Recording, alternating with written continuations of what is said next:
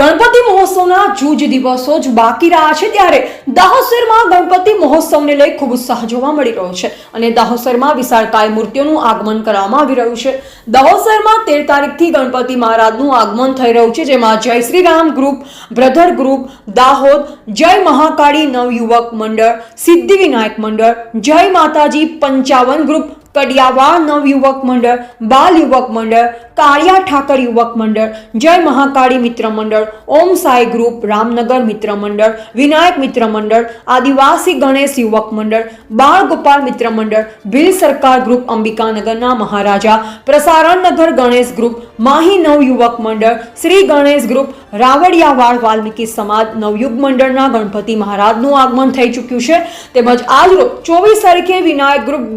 ગારખાયા ચામુંડાચા રાજા, શ્રી રામેશ્વર નવયુવક મંડળ, શ્રી રામસેના મિત્ર મંડળ, એકદંત બાલ યુવક મંડળ તેમજ 26 તારીખના રોજ પટેલ ફળિયા નવયુવક મંડળ અને વિનાયક ગ્રુપ દાહોદના ગણપતિ બાપ્પાનું આગમન કરવામાં આવશે,